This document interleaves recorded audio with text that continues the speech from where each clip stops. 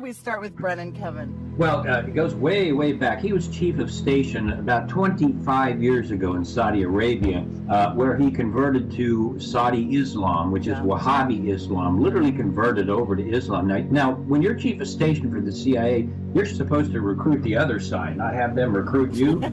But he converted to Wahhabi Islam. Now, Wahhabi is the most extreme form of Islam, which demands global jihad and despises the West. And that he is a Muslim to this day. So we can start there.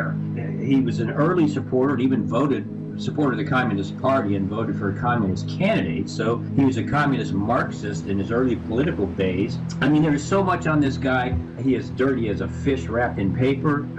We could go on and on, but I'll just make it short here. He was the CEO of Analysis Corporation, which is interesting because that corporation processed passports for the U.S. government. So that's where he started, and they were caught accessing the passport records of Barack Obama and Hillary Clinton. And no one knows what they did with those passports, but I have a suspicion. Anyway, they were caught doing that. Most of them walked. I think one was fired. It's a felony, basically, but one was fired. And then immediately after, whatever he did with those passports, he was appointed by Obama as his deputy national security advisor in charge of counterterrorism. So that's strange enough in and of itself. Then he goes on, and when he was deputy national security advisor in charge of counterterrorism, it was John Brennan who ordered the removal of all references to radical Islam, jihad, jihadist, or Islam connected to terrorism, ordered that removed from all CIA, FBI, and DOD training programs. They all concurred and got on, and all those terms were removed from all government training. So whenever training talked about terrorism, there could be no mention of Islam. So he was behind that, essentially instigated that. There have been a couple deaths associated with him. Michael Hastings, the reporter, was just in the middle of doing a story on John Brennan, and as we all know, just a few days later, his vehicle mysteriously smashed into a tree and burst into flames, and he died in the fire.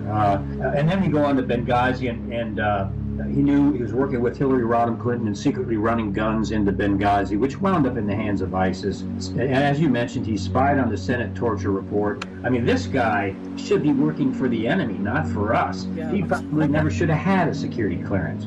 We're talking about national security intelligence here, Kevin. Like Brennan said, Trump did nothing short of treason by revoking his security clearance. I'll remind Brennan that treason is punishable by death. So that's a pretty lofty statement to be lobbing around, Kevin. Yeah, Sheila, that's very, very true. And treason has a very high bar as far as a standard. You have to be corroborating with the enemy, working with the enemy to bring down the United States and our constitutional form of government, literally connected to the enemies of the United States and working towards that goal. That's how high that bar is. So, and Brennan knows that. Brennan is throwing out rhetoric trying to destroy Trump, in my opinion, to defend himself, because he just had his clearance revoked, and it's real possible that he's looking at an indictment down the road. So I think he's coming out and he's trying to go on the offensive to protect his own rear end. And I think you said it best. I mean, really, he's panicking right now, as you just alluded to. He knows the indictments are rolling out. This is people that have compromised national security, Kevin. You know, it's amazing to me. The hits just keep coming with this whole cast of characters. I call